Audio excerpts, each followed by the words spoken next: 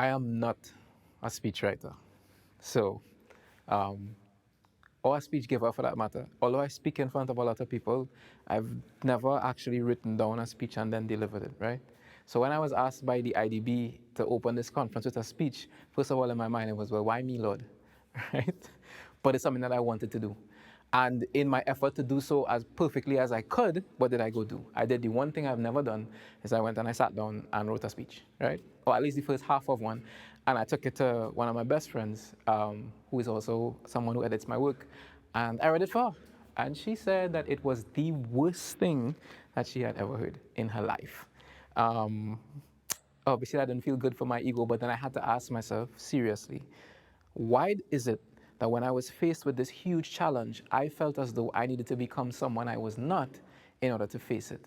Why did the truth of that challenge make me believe something about myself that I didn't believe before? And so, as I usually do when I met with challenges, I switched up my belief and I overcame that truth. And that was easy enough for me. But it made me think about this speech today. And so, I want to tell you a little bit about belief and about truths. So, let me start by telling you about belief and me. My name is Muhammad Muwakil. I am an artist. I was born in a place called Caranage on the island of Trinidad, on the banks of a river, in a board house with no lights and no water. One of my first images in my memory is seeing my father down the hill in the river, bathing in a fire hose, like he was using a fire hose to bathe himself. The power of the water coming out of that hose, as a child, I thought it would kill me. And to him, it was like nothing. So to me, he was like a god. He used to put me on his back and swim in the deep part of the ocean. To me, this man was literally like Poseidon, and so I looked up to him for everything. He was also a member of the Jamaat al-Muslimin. So when I was 3 years old, we moved to number 1 Mokorapo Road, and my dad was the head of security. Some of my earliest memories is seeing my father coming home with these guns, because they used to go out on the block and take cocaine from the dealers, bring it back, destroy it, take the money and buy more guns to defend the communities in that way. That was their choice. But this is what I knew as belief. I was around people who believed in what they believed in so much that they put their lives on the line for it. I believe that Islam was the way. And I believe that everybody in life knew that Islam was the way, and those who weren't ascribing to Islam, they were just the non-believers. And this belief shaped my life until I was 12 years old. When I was 12 years old, we moved to Diego Martin, and I played football at the time. I know, I look it. And I encountered this little boy. Well, I say little boy like I wasn't a little boy at the same time too. I was also a little boy. So 2 little boys encountered. The first day I went to play football, I encountered this little boy, and he walked up to me and he said, "My father say Muslims is walk obia," black magic for you those who don't understand, "and I should stay away from you." And I was like, "I don't know you. I don't know your father. Why are you harassing me?" Every single day after practice, this little boy would wait on the taxi stand for me and fight me. Every single day. Fight, fight, fight. And of course, I had to defend myself. So here he is believing in Christianity. Here I am as a Muslim. And the two of us fighting. Somewhere along the line, it occurred to me that at 12, this is how the world is. I believe what I believe as strongly as he believes what he believes. And this will never end, because I am not going to believe what he believes, and he's not going to believe what I believe. Eventually, we moved out of the area.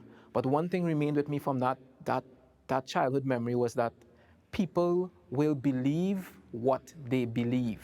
You have to sit with that.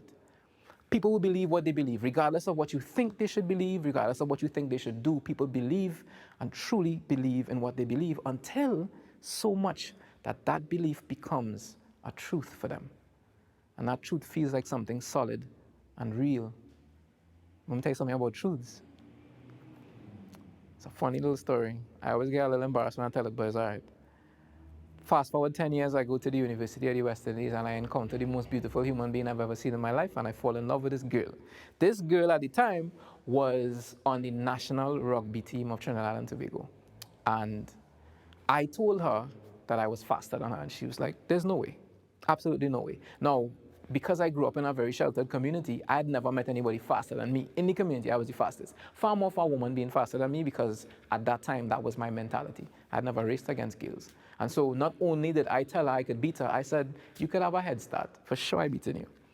Gave her a head start in a 100-meter race of about 25 meters because I that cocky. And of course she beat me. Bad, like badly. And At the time, it was laughable. I still haven't lived it down. If I see her today, she's still going to talk to me about it. But it made me reconsider the belief I had, because my belief had encountered a truth that was more powerful than itself. My belief had encountered a truth that was more powerful than itself. Now, let me tell you something about truths. I am an artist. Nobody ever told me I was an artist. I had to come to believe that I was an artist. And when I decided I wanted to sing, everybody around me, the people who loved me, the people who believed in me, many of them pulled me aside and said, this is not for you.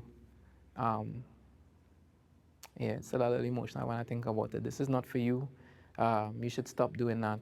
Because at the time I was doing spoken word and I was successful, and they had accepted that I wasn't going to follow a traditional path. However, now I was changing again to something that wasn't a part of my skill set. And I had to develop a belief in myself that was so audacious that it would overcome the truth of the fact at the time, which was that I couldn't sing. They weren't wrong, but I believed in myself. A truth will remain a truth until it encounters a belief that is more powerful than itself. And so truth and belief are always fighting, in a way. What are our truths and what would we believe? So what are the truths we believe about ourselves at the current moment? Well, the truth of the Caribbean existence at the current moment is that we have a really high crime rate. We are suffering to pay back loans that we've borrowed. We're still under the hand of colonialism in many ways. The murder rates on some of our islands rival the entire world. Projects upon projects that don't get done because of the levels of bureaucracy that exist. And it seems right now that we are not able to muster the belief to overcome this powerful truth. How do you muster the belief to overcome a powerful truth? Let me tell you something about imagination. Because now that we're talking about imagination, you're in my realm. There's a story that I like to give about a little girl. She's in an art class. The teacher hands out blank pieces of paper and says to all the students in the class, draw whatever you want. And they all start scribbling furiously. And there's this little girl in the back, and she's drawing, and she's drawing. And he walks over, and he looks at what she's drawing, and he says, what is this? And she says, it's God. And he laughs, and he says, well, nobody knows what God looks like. And this little girl innocently stops drawing, seemingly frustrated by the teacher's inquiry, and looks up at him and says, well, they will when I'm done, you know? And there's something about that innocence that is unafraid to question the harsh things we consider to be true, that we all have in us. But as we get older, we learn all these truths and we forget that innocent part of us. And I think we are all here today to rekindle the part of us that is able to tell powerful stories that come from powerful imagination, which then kindle powerful beliefs which can overcome truths. That's why we're here today. To me, that's the only reason that we're here. Because the conference is saying that we're talking about 10x, 10 times the impact that we've had in the past. To get to a point of 10 times the impact, you are leapfrogging years and years and years ahead. You cannot see that far into the future without a powerful imagination. You will not get that far into the future, even with a powerful imagination, if you don't believe in yourself strongly enough to overcome those truths. And in my opinion, that's where you take a page from the artist. The artist is always living somewhere 2,000 years in the future, imagining 2,000 years in the past, but existing in the present between those very strong forces. I am aware of what happened. I know what can happen, and I know where I am. Many of you will feel as though you don't have the strength to overcome where you are. The strength in overcoming where you are is seeing very clearly where you could be and believing that you can get from where you are to that point. Your imagination and your audacity has to be that strong. They told me I could not sing. Here I am, 10 years later, living what I said I wanted to live. My dream, my reality, forged from my belief, turned into my truth. So about 2 years ago, the IDB hired me to write a song. Funny story about the song. I went and wrote the song. Again, belief and truth fighting, right? So I was like, I can write songs. I went and sat down and I wrote this song. And then Mia Motley gave the opening speech to the conference that they had, that I was supposed to write the song for. And the speech that she gave changed everything. I had to go back and write a song in 2 days. And I could only do that because I believe in myself. And I have a really powerful imagination. I want to share this song with you. to close all of this off, because I think it's poignant and I think it's powerful. Yeah? Hope my voice don't crack, and then you think I can't sing still now, but I just didn't get enough water. I might come off camera and get some water and come back, and you'll never know because it's magic. The song is called Shine, and it says,